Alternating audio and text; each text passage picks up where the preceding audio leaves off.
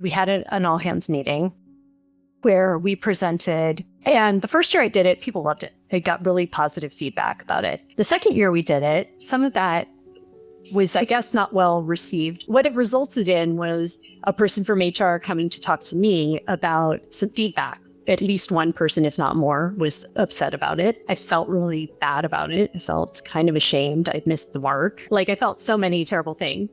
I will give myself credit for it in the moment, drawing on the Buddhist principles around what am I saying and what am I doing, and also thinking you don't have to react right away to something.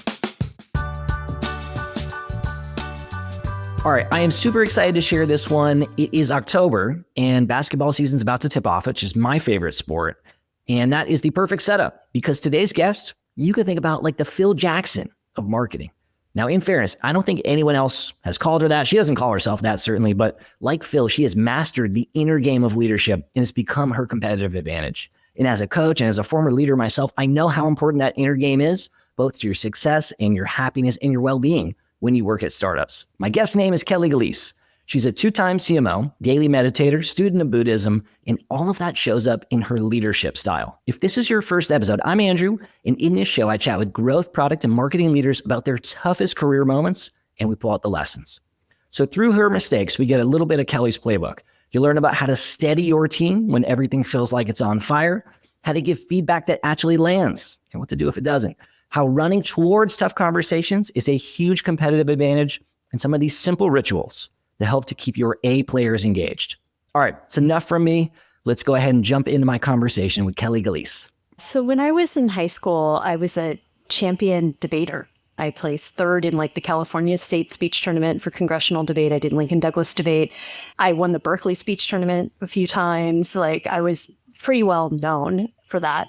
People were like, you should be an attorney. Maybe you'll go into government. And so I went to Berkeley. I ended up getting an economics degree. And I went to work with the Bureau of Labor Statistics. So that was my first job. All of my friends went to these new companies called startups, and they were all working at like Ask Jeeves and Google and Yahoo and playing beer pong and having fun. And I was working with 40-year-olds on whether or not inflation was rising, essentially. People were like, Kelly, you should come work with us. They're hiring like crazy. You should come get a job here. This would have been like 1999. It was like, there's some rumblings that like maybe stuff was gonna go out of business or wasn't sustainable. And I called my dad and I was like, hey, I got this like offer to go work at a startup company. And I just don't know if it's gonna work out. It's a little more money, which would be nice, but I just don't know. And my dad said, Kelly, Department of Labor's not going anywhere. It doesn't work out. Just go back. And I was like, okay. And I took a job at Ask Jeeves. They did have a lot of sort of up and down turmoil and they had layoffs. I never got laid off. I just kept getting moved to other teams because people were like, well, you're smart. And I did like a bunch of different stuff there. But mostly what I did was learn how search engines worked. And that ended up parlaying into me getting into search engine marketing because I was like, okay, I worked at Ask Jeeves a couple of years. I don't think the company is great. Can I find another one? And I ended up running search engine marketing for several years at Hotwire. And then I just branched out into other areas of marketing over time, digitally, non-digitally, and ended up working my way all the way up to CMO.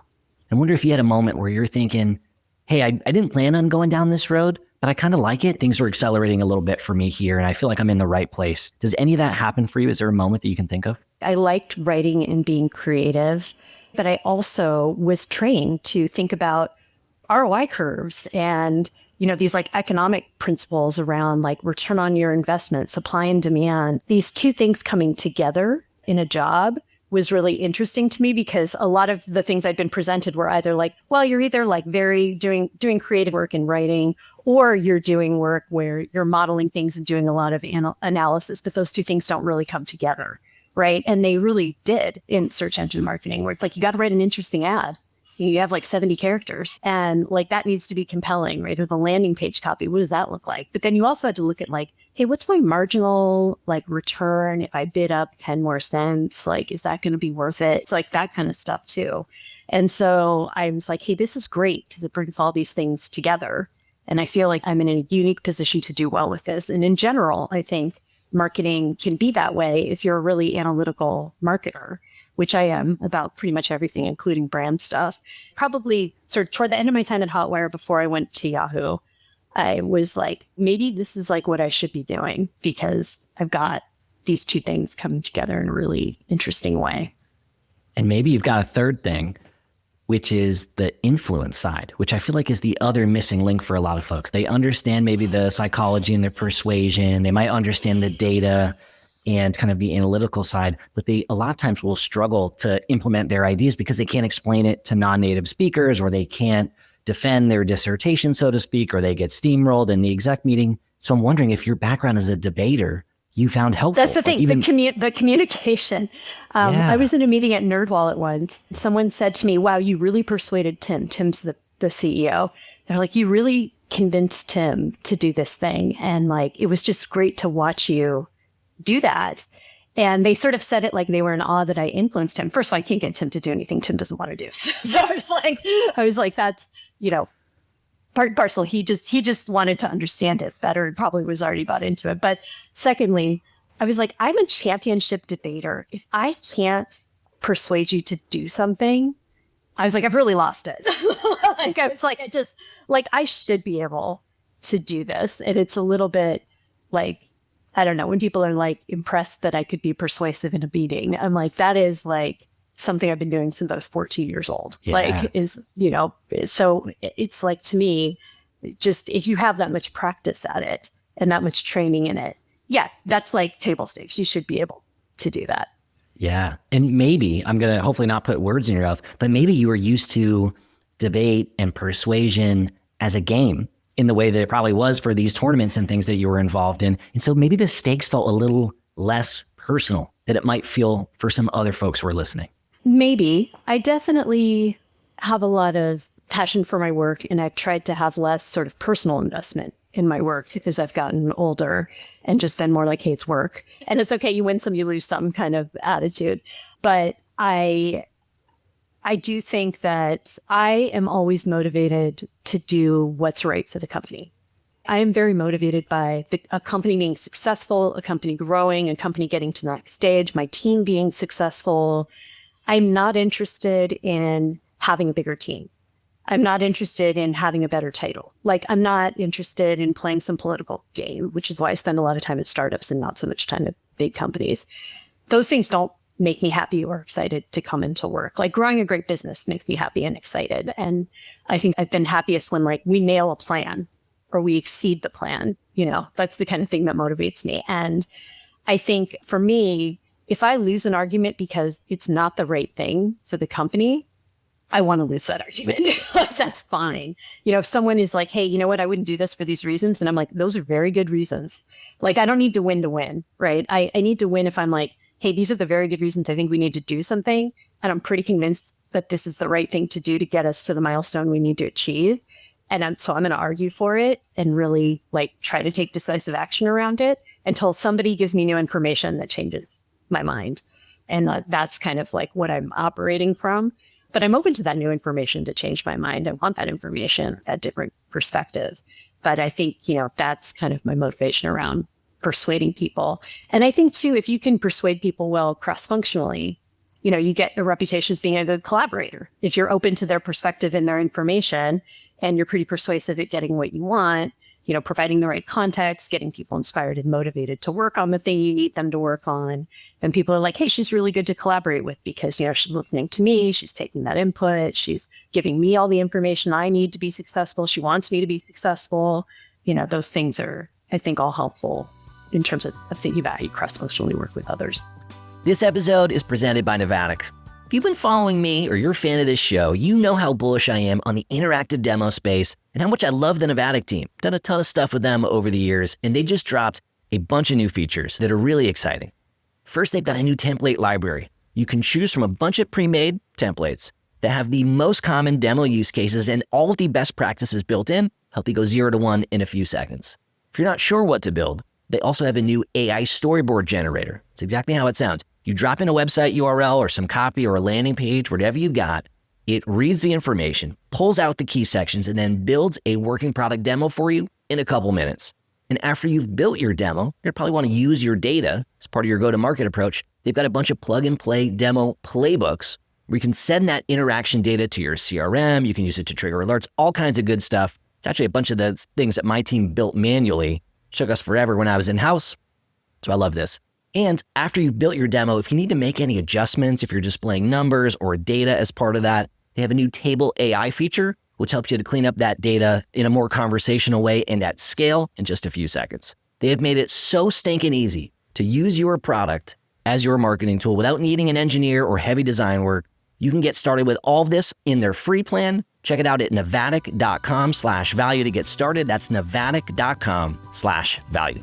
And I think helpful in navigating some of the rooms and the politics, and even something that you said, you probably didn't even realize that you said it, but just understanding like what the other person's perspective is and what's best for the business. And you're just a vehicle to figure out what's best. Even that as a perspective is different than probably some of the folks who I coach or that I meet, or even my own former self, where, you know, you're trying to have an influence and an impact. And gosh, you had your last 4 ideas, didn't get executed. And this person is always the one who chops it down. So I'm going to really hold my ground, maybe a little too much this time, right? So other people might bring a little of that energy, and you've got a different perspective, which I think is probably more helpful to you. I think so. And I think trying not to take it personally is important to me. You know, a disagreement doesn't mean a person doesn't like you or that you don't have value or you can't be friendly. I've disagreed with people, or initially not gotten along necessarily with people in a business because I just found them hard to like collaborate with or whatever. And then become pretty good friends with them, like over time, you know, colleagues. And I sort of have done that by often I am always okay with sort of saying the elephant in the room or the awkward thing, because I think getting it out there is better. And that's why I'm a big proponent. Maybe we'll talk later about therapy in terms of your work. But, you know, I will sit someone down. And I did this when we had a new executive start at NerdWallet, who like I had a little bit of friction with, and my team was having a little bit of friction with. He was a design leader. I don't think he would mind me saying so.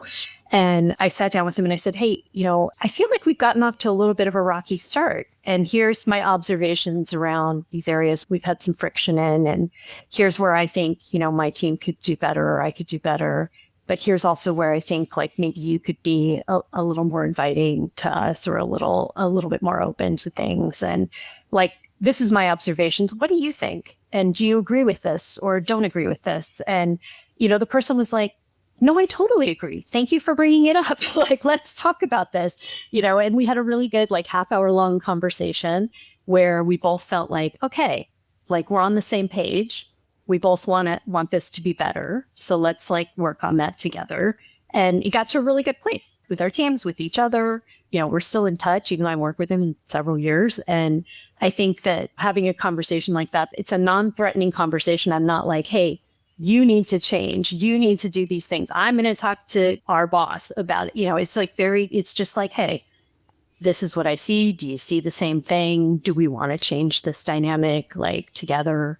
And like sort of co-owning a relationship to move forward in a better way, I think is good. And do you have any like frameworks or scripts or anything else that you lean on to help you navigate those? Because I feel like for a lot of us listening to that, we might think the stakes are too high, or we might shy away from that or put that meeting off for a little while, even though on the inside we know we need to have it. And I'm wondering if there's any tools that might be helpful to folks listening to this that are avoiding those types of combos. You were just saying put off that meeting. And I also am a big believer in like, don't procrastinate, because if something is painful, and many things in our life are painful for us to do, the sooner you get it done with, the sooner it's behind you. And you're moving on and not thinking about it. You spend so much mental energy draining you, distracting you, thinking, I got to do this thing and I don't want to do it. Right? It's going to come up and bother you all the time. And you will have much less of that if you just get that thing out of the way. It's in the past and you're not thinking about it as like a future point of doom for you or something. So that's one thing. The second thing is I meditate every day. I would not say I'm like fully a Buddhist, because I don't do everything Buddhists do, but I try to live my life to have compassion for other people, to kind of lessen the suffering we all have in the world, to try to be kind to others, to think about, you know, cultivating a lot of those like kind of Buddhist principles in my day-to-day life. And one of the big things in Buddhism is that if you speak, your speech should be true, it should be kind, and it should be necessary. And so I think about that in my conversations when I give feedback to people. or when I'm participating in a meeting, maybe with other executives, or I'm having one of these difficult conversations like we're talking about, is everything that's coming out of my mouth true, kind, and necessary? And, if it's not, like, which of those dimensions is in that meeting, and can I change it to do that? And I think that's a really good guide, whether you're Buddhist or not, to just interacting well with other people. I'm not a Buddhist, but at one point in time, I got very into meditation and mindfulness. And I probably went through a 2 or 3 year period where I meditated almost every day. And then we had 2 kids, and that morning time that was sacred kind of got lost. But it had a massive impact on my life and my inner game and my ability to navigate stuff. When did you start that? I've been meditating now for probably 9 or 10 years, something like that, when I was working at Viator, actually. Maybe a bit before we got acquired by TripAdvisor, or around that time, is a little bit of a different dynamic. And I thought, I need to take care of myself a little bit more. My son was like maybe 1 or 2 at the time. And I was like, I need to like recharge a little bit. I need to also not be so anxious and worried. I was always sort of a little bit of an anxious worrier, and I tried to like not let that influence my team or my family. But I realized I needed to do more work around that personally. And I ended up ultimately, going to therapy to get me to help with that. But meditation is a big part of me kind of managing that and taking time and space to just sort of be here now. And I've read a lot of books about mindfulness and meditation, love Ram Dass's books about it. And I just think a lot about not getting distracted by worries and anxieties and being just sort of in the moment of what I'm doing more. Yeah, it sounds good. But in practice, I feel like in tech, it's really hard, right? Where you're kind of optimizing for speed and everything has to happen quickly, and sort of chaos and adversity is sort of the operating system. But it's important to manage your own emotions and inner game so that you can help others with theirs. And that's kind of what's required of you as a leader. Yeah. And if you manage yours well, it influences other people, right? Yeah. To manage theirs well, to also be calmer. I think we've all had like a stressy boss at one point, and it makes you stressy, right? And if you have like a boss that's like, hey, okay, we've got a problem. We're going to solve that problem. Let's like think about a plan. Let's go do that. Like, it's a lot less stressful, right? And everyone just sort of moves forward a lot more productively and isn't sort of running around distracted, making bad decisions quickly. Like, I really try to work from a place that is a lot more deliberative, but still speedy. Like, I don't like to take a long time to do things. I would like us to move quickly, but I would like us to move smartly. Hey, I hope you're enjoying this episode of the show. If you are, please don't forget to hit that subscribe button on whatever platform you're listening on. The data shows something like 40% of the people who listen to the show are actually subscribed. It is the best way for you to support the show, and it helps the algorithm find other listeners who are just like you. If you're feeling generous, a quick rating or review makes a huge difference as well. Thank you so much for listening and for your support. Now let's get back to this episode. One of the other things that I find in my own self and with folks who I might coach or mentor, something that messes with our inner game a lot of times is tough feedback. So someone might say or do something in a way that we have a hard time letting go of. I sometimes think about the mental image of like a briefcase where someone hands you this briefcase and it's got all this new information in it, and it takes us a little while to put it down. So I'm wondering for you, have there been moments in your journey where you felt like someone shared some feedback with you and it took you a minute to put it down? Oh, yeah, for sure. I had a moment like this at NerdWallet where I really care a lot about diversity, equity, and inclusion initiatives. And in part, this is because where I grew up was really diverse, and I've always had a lot of diverse people in my life. I really think we are better together and stronger together as a team, as a country, as a whatever, if we all kind of value each other for who we are and the unique perspectives we can bring. And I've done a lot of work, personally, reading things, trying to engage around topics of diversity, equity, and inclusion, helping to work on initiatives at NerdWallet and other places related to that. I try really hard in very small things, like if I'm in a meeting and I'm running a meeting and there's different people on my team or on another team in that meeting, and someone hasn't spoken in the meeting, of inviting that person to speak. And sometimes people are like, no, I just feel like everyone said what I wanted to say. And sometimes people are like, well, yeah, there was this thing I was thinking. Thanks for asking, and bring it up. You have to create a space for people. sometimes, and I want to like always be creating that space for people to feel comfortable talking or disagreeing with me. Just because I'm in a position of authority doesn't mean I know everything. So I really care about that stuff. So little things like that, bigger things like let's get our Black Equity at Work certification done, like, are things that I've like worked on. And I really try so hard about this and have a lot of passion about it. At NerdWallet, we had an all hands meeting where we presented what we called like our diversity in advertising initiative, which we'd done for a couple of years, where I thought, hey, it's important for us to show that in our marketing efforts, we also are embracing these DEI values that NerdWallet has. So in terms of who we hire to make our ads, who we cast in our ads, are we like trying to uphold principles of diversity? And the first year I did it, people loved it. I got really positive feedback about it. And are you talking internally or externally? Internally. It's just an internal thing we did. Okay. And I got really positive feedback about like, oh, good, we're really like having a lot of good efforts and thoughtfulness here. The second year we did it, we were a little bit more playful about how we did it. And there were a couple of us involved and there was some banter back and forth. And some of that was, I guess, not well received by people. I don't want to like say what people's perception was on their behalf, but what it resulted in was a person from HR coming to talk to me about some feedback from that presentation, which I was a little surprised about given how well it had gone the year before. And we were sort of mostly doing the same thing again. And I listened to that feedback, which was very hard for me to hear because I care a lot about this topic. And I thought we were doing a good job. And it turned out, at least one person, if not more, was upset about it, which I never want to be the case. And, it doesn't matter what my intention is. What matters is the impact that I'm having. And this wasn't good impact. And, in the moment, it was hard to hear. I felt really bad about it. I felt kind of ashamed. I'd missed the mark. I felt dumb for it. Like I felt so many terrible things. I will give myself credit for it in the moment. And part of this is sort of drawing on the Buddhist principles around what am I saying and what am I doing?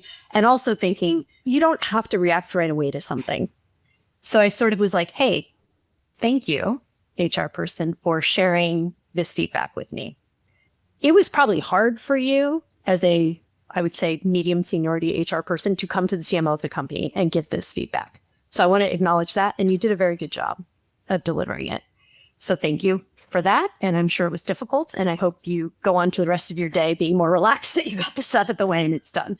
I was like, I want to reflect and think about this feedback and what I can do differently going forward.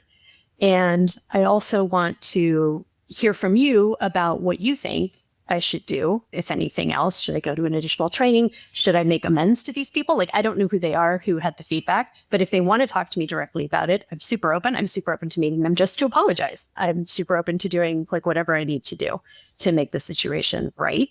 So I gave myself high marks for handling the feedback in the moment with the HR person well and professionally, and sort of thanking her, taking the feedback on board, not having gut reactions to it that had to do with sort of my feelings or emotions. I then had to go convey that feedback to people on my team who also participated in this to sort of say, hey, these are changes we need to make and we missed the mark and I got this feedback. And, you know, people had their own feelings and reactions to it, which I then was like, that doesn't matter. We missed the mark. Like we didn't have a good impact here. That's all that matters. And we need to do better next time. And sort of conveying that to everyone. I definitely felt so sort of ashamed and bad about it at the time that I almost was like, I'm not going to bring it up on the podcast with Andrew. I could not tell this story. I could just shove it in the back of the closet and keep it there. But I think that it's important to be vulnerable around our mistakes and to show other people, hey, you can make mistakes that are very difficult for you to deal with and still go on to be the CMO somewhere another year or something and be successful. It's not that mistake is not what sinks you. It's sort of like, do you handle it well and move forward from it? And when I have to give difficult feedback to people, I will often say to them, you don't have to react to this feedback right now.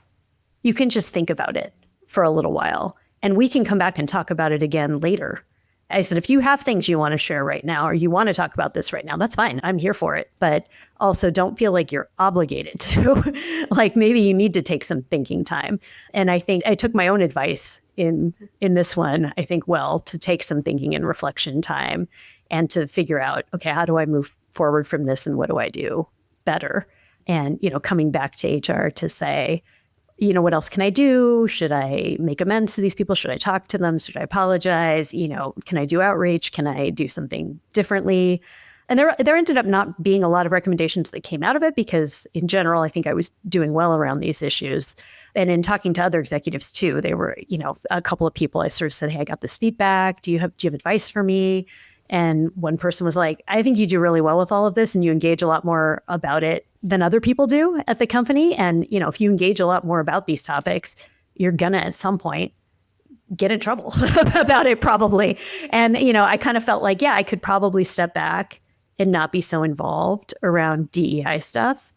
But like, that's what got us here today, right? Is people not engaging around these topics. And I think they're important. And maybe we're not in the best climate for it anymore, but I believe we are better together and we should have everyone doing their best work and elevating the smartest voices around everything. And I want to do my part. So I'm going to make mistakes, but I'm going to keep trying to do my part, I guess, is where I ended up. Hey, real quick, if you've been enjoying this episode, I'm going to take a wild guess that you're a marketing, product, or growth team lead, which is also my background. And when I first started leading my very first growth team, I have never been more stressed and worked harder and longer in my career because I didn't really have the right system in place. I said yes to everything, and suddenly I was in every single meeting and all the decisions were flowing through me. And I still had my own individual contributor workload on the side. And eventually I stumbled into something that I now call my growth operating system. It's basically a plug and play framework with templates and rituals and how to structure meetings and how to create and document your strategy so that your team can move faster, you can run more experiments, you can win more without you being the bottleneck. So if any of that sounds like you and you're looking for some support, check out my growth operating system at deliveringvalue.co/OS if you want to have more impact and influence without working around the clock. It's deliveringvalue.co/OS. I'd love to hear what you think. And so what happens next here? So you have this moment, you get a little bit of feedback, you talk to your team, which I would imagine was really hard because you have your own personal feelings about it and you've got to kind of translate or maybe shelf those feelings for a minute. You said, I debated doing a few different things. Do I address the team? Do I do nothing? Probably could have left. You didn't do any of those things. You continued on. What did you do? I talked to the team and conveyed the feedback to them. And I said, hey, when we do this again next year, these are the things we need to address and we need to do a better job. And I was just very clear tactically, like these things can't happen again. And, people were sort of like, that would make it less fun, or like, I don't think those people got the point. And I was just like, doesn't matter. Does not matter. like we just need to do this differently. And people were like, okay. So, I felt like, okay, I've addressed the problem. Now I debate moving forward. How much do I want to keep engaging in these topics? Do I want to keep doing this kind of work? Should I take a step back from it and just give it a little space and time? And I felt like, I shouldn't be the fragile person around this. I should be the stronger person around this. And I should go forward and keep doing it. And maybe I'll get this kind of feedback again. And I just have to be prepared for that and willing to accept it as a part of deciding to engage in topics that are difficult to engage around. And I think it's like, you want to run away from a problem or do you want to run toward it? And I was like, I think I probably want to run toward it. And also, this is where the growth is. This, for me, maybe, this is where the interesting thing is. If I just keep doing stuff I'm good at, I'm never going to learn something new or grow. And that's important to me, to keep things interesting and, just be better at what I do.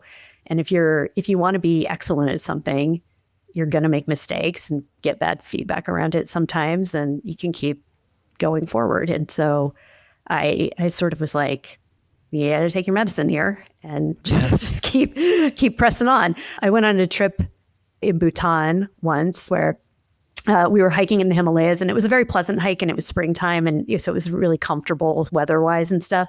And we were talking to the person who was kind of leading our hike, the Bhutanese person, And I said like, hey, like how long, like our hike was like 3 days. It was like no time.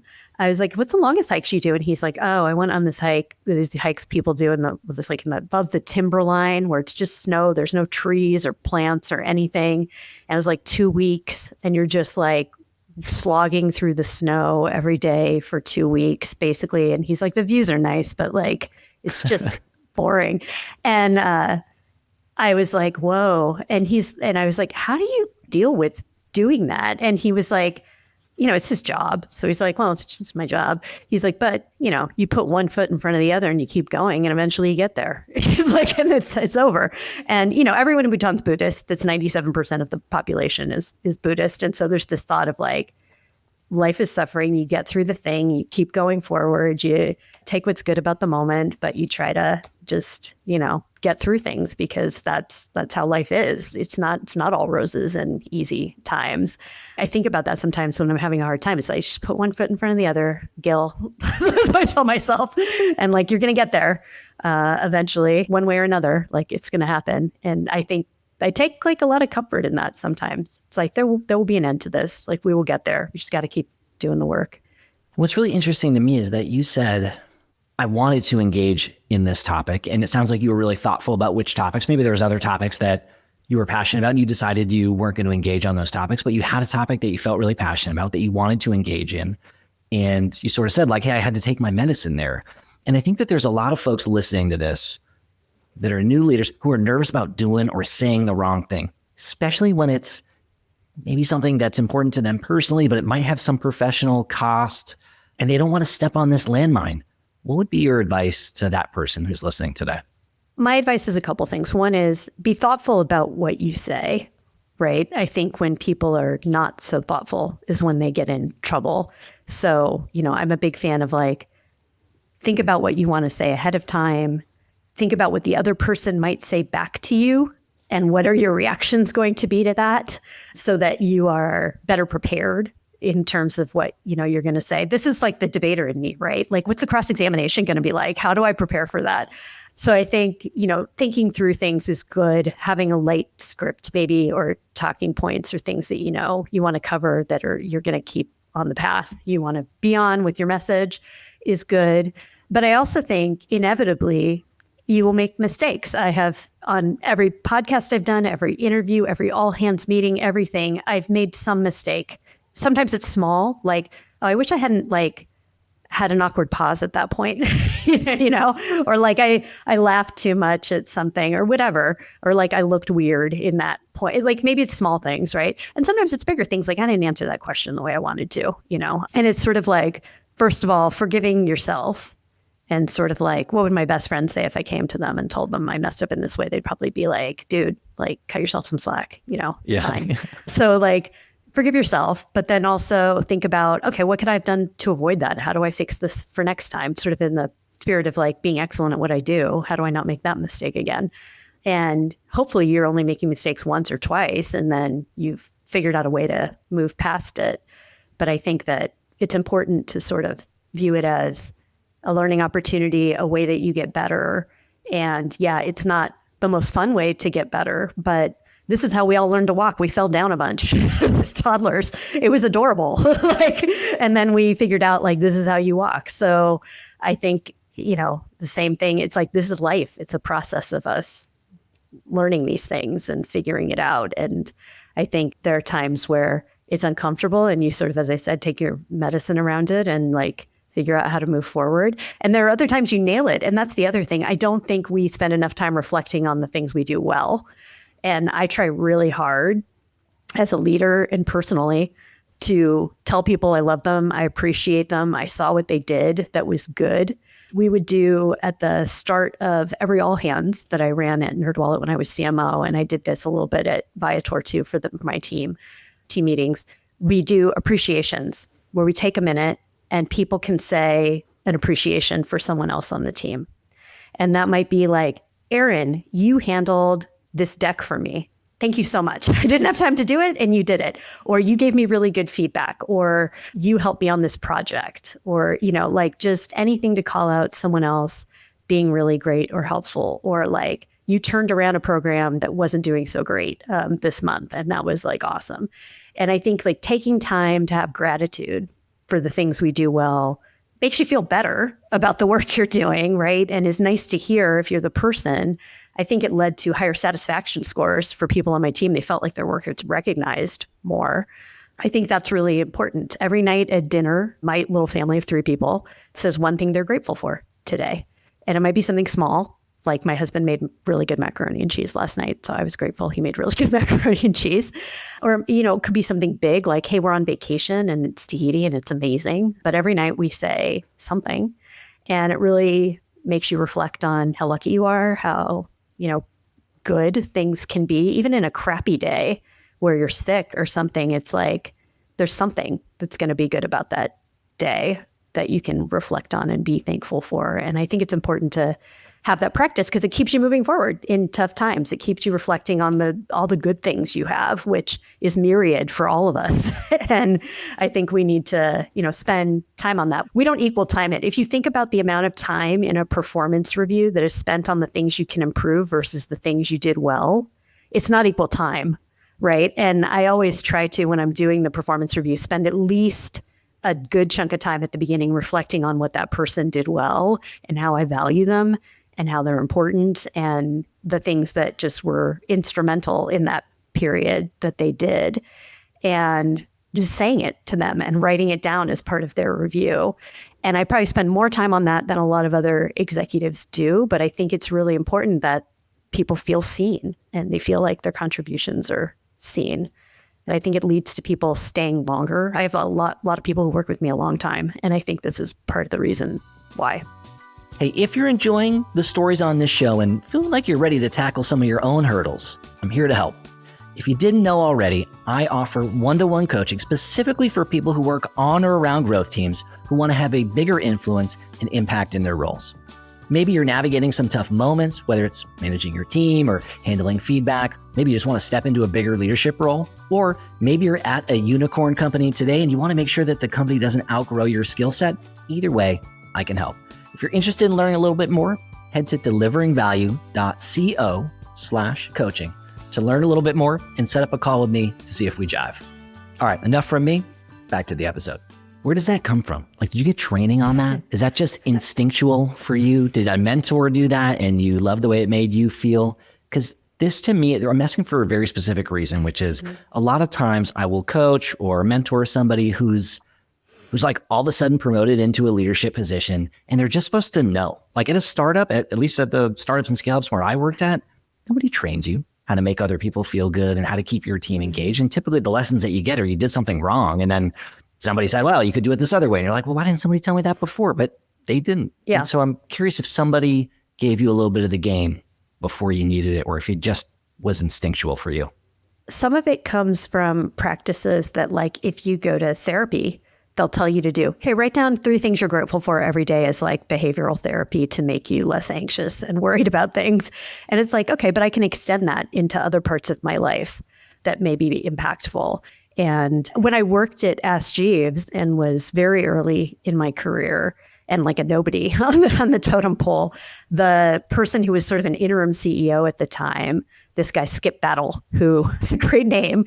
And he, at an all hands, said, look, people work in a place because they feel that they are appreciated there. And that's shown through the money they make and promotions and just things you say to them. He's like, there's a lot of ways appreciation comes out, but nobody wants to work at a place they're not appreciated.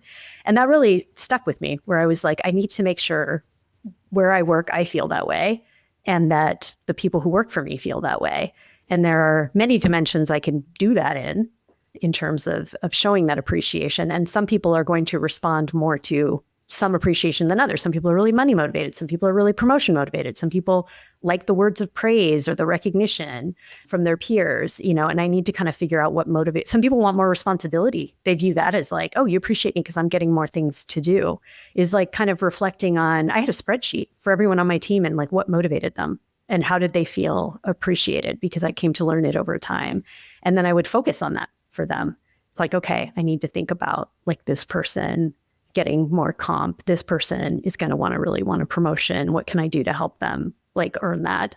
This person needs another project, and like thinking through that as a way to kind of bring that to life and make sure that people feel that way. But I think that him saying that to me really resonated in the moment, in part maybe because I didn't feel appreciated working there for him. And I was like, it's funny you say that. But then it really made me reflect on it. And it stuck with me all these years later as something really important to do.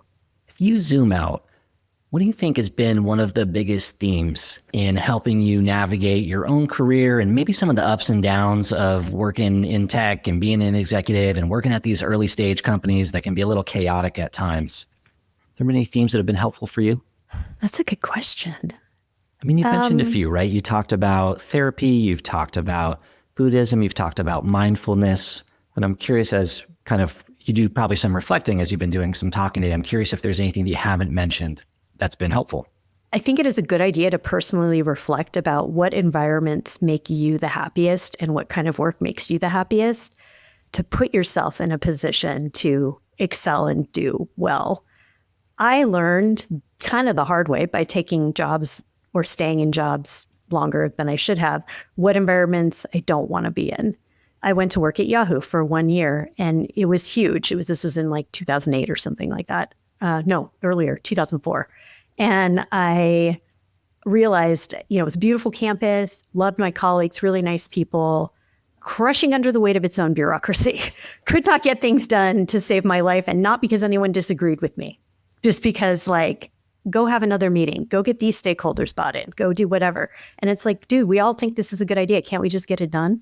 And I realized, okay, that's not the environment I want to be in. So I probably don't want to be in a really big public company. I probably want to be in smaller, mid-sized startups, kind of getting them to the next stage and working in a different way. Post the acquisition by TripAdvisor of Viator, where I was there a long time, 9 years, and then 2 more years at TripAdvisor, I thought, I'm part of a big company, but I love this space. I've been here a long time. I have a lot of expertise in this field. Maybe I can be impactful at a big company in this way. And then a lot of the politics came in and other things. And I was just like, what am I doing? Why am I here? And I probably should have left sooner than I did. And I kind of hung on. And then it was yuckier when I left. And I should have just made a cleaner break. And I sort of regret that. And so, I learned, okay, if a company gets acquired or hits some stage, I should stay a little bit to make sure everything's okay. And then I'm done. I'm done. And better to go out on a high note where I'm doing well than wait for something to start crumbling or being unhappy or stressed out or whatever. It's not what I want to do. And I think that I strongly believe that you got to kind of take stock of where you are and what you're doing and figure out what makes you happy versus what do other people think should make you happy. I think people would objectively say, Kelly, you've been the CMO of a public company, go be the CMO of another big public company. That's your next career step. And it's that will not make me happy. Yes, I will be compensated well, but that's not the job I want to do. That's not the environment I want to be in. And why should I go do that? I know that looks good. And that's probably career-wise the thing I should do. But that's not going to make me happy. And it's not going to be good for my life, generally. So it's not maybe the popular move, but I think what I'm going to do instead is go back to another small to mid-sized startup or do what I do now, which is work fractionally with small startups or medium-sized startups. And I do consulting around that. And that's not the career move a lot of people would make, but I think that's the right thing for me. I know other people who love a big company like that. They thrive in that environment. They're good at the politics. They're no judgment. It is for someone, but it's not for me. And I think there are many cups of tea, and some of them are your cup of tea and some of them aren't. And you should take some time to figure that out. And that's sort of been my guiding principles. Once I figured that out, everything I did afterwards, I like, and I've been good at and successful at, because I think I figured out, this is the thing that is for me.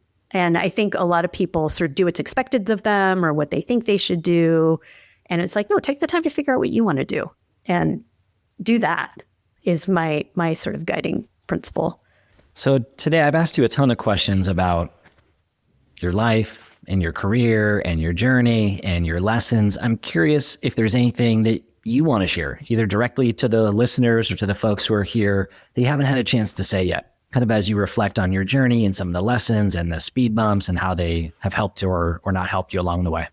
I've had really difficult conversations with people sometimes at work, and I'm really glad that I had all of them. And sometimes it's in the context of like performance reviews and feedback. And sometimes it's in, in the context of like we talked about earlier with colleagues or whatever. And I have not shied away from telling people, hey, these things that might be very personal to you are affecting your work. And that might be like someone going through a divorce.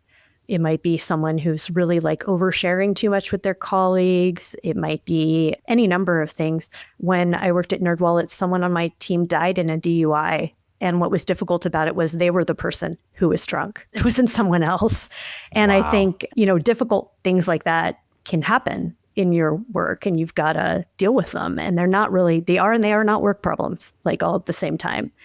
Yeah. And I think I have tried to be compassionate and thoughtful about these conversations and like, when is the right time to have it? And with who, and is the person willing to have this conversation with me?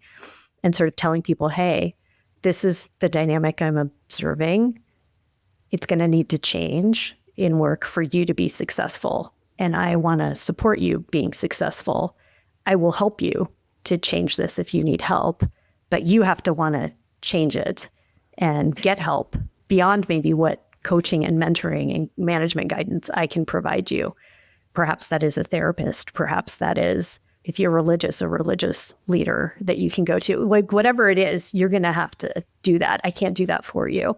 But you will no doubt be stuck at a certain point around these issues, personally, professionally, until you deal with them.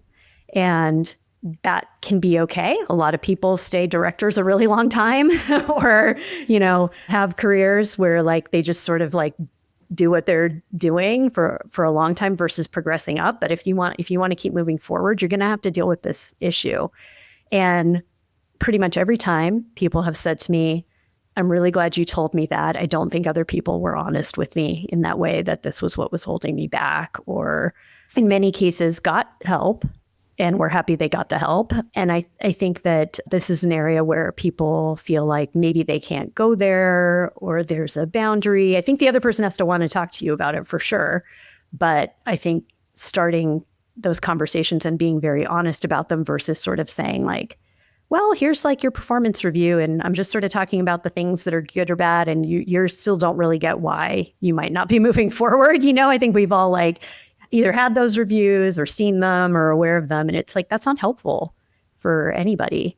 So I sort of encourage people to lean into being very honest about these things in a way that is helpful for a person to move forward. And I wish, when I think back about some things that I could have coached people better, I wish I'd been more honest in some cases. Like it took me a little while to arrive at this point, and I wish I'd been more forthright and just said like, hey, people don't take you seriously for this reason and you probably need to change that, right? And I might have danced around something more, and it's like, that doesn't help anybody. So I think that's advice I would give to folks. And what's the framework that you shared earlier? There's the 3 parts. You said it was from Buddhism. It has to be kind, it has to be true and necessary. Was that it? Yeah. Kind, true, and necessary. And the other thing that I think is helpful that I started to do when I gave people performance reviews is I invited more discussion and disagreement, and I asked them questions as part of the review. So I would say my piece, like, here's all the things that I want you to do better. And then I would say, do you agree with all this feedback, or do you disagree with parts of it? Or do you have a perspective to share? And people often would be like, no, it's very fair, but occasionally someone would say something that was worth us discussing. And then at the end of the review, I would sort of say like, hey, is there anything I didn't mention you think was really important to have discussed in your review? Is there anything you disagreed with now that we've sat back and sort of discussed the whole thing that you'd like me to reflect in my comments? Is there any feedback you have for me about how this review went, or just generally that you want to share in terms of our working relationship together? Which of course people do manager feedback and stuff, but I think it's nice to like invite that in the room.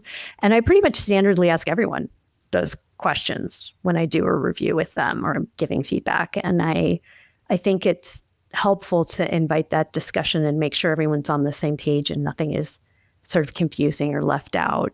I think that's good. And so that's like a framework I do also to do that. Sort of like the theme of all these different chapters of your life is really that right there. I think you just kind of encapsulated it, which is you kind of shine a light on everything. It's like you're pulling the covers off, like everything's out, the feedback going in every which direction. And you have the conversation. You do them early, you do them quickly, you do them while it's fresh. You do it with kindness when it's necessary. What was the last one? Remind me one more time on the feedback. True. Kind, necessary, and true. Kind, necessary. Yeah. Yeah. It's interesting. If you're in like a meeting and a lot of people are talking about something, sometimes it's like, oh, I have this thing to say and I'll say it kindly and it's true. But like, is it necessary? Everybody else has already said it. Like, it's really an interesting framework to engage with kind of actively. Yeah. No, I like it. That's why I keep going back to it. But that's been the theme, is that you don't shy from the difficult conversations. You lean into them, you run into them, and you've got a framework that you use to kind of lean on if you feel like you need it or you get stuck. And that's not something that everyone does. So I think there's a lot of great takeaways there. Well, I'm glad. I mean, I'm at a point where I feel like the best thing I can do is help other people to learn from my mistakes and their own. And, how can we all move forward to be the best version of ourselves doing the work we do? And I think sometimes it's really helpful for me to listen to different perspectives around this. And I hope that my perspective is helpful to others. And if folks want to connect with you to learn more or work with you or hear more about your perspectives, where should we send them? We'll put links to everything in the notes. Yeah, you can check me out on LinkedIn under Kelly Gillease. I think my LinkedIn handle is Kelly the P, because I am known amongst many of my friends as the P. So I can confirm. I was curious to hear the backstory, but maybe I'll ask when we're done recording. Kelly, thank you for coming on and sharing the game. Really appreciate it. Andrew, thanks for having me. It's a delight.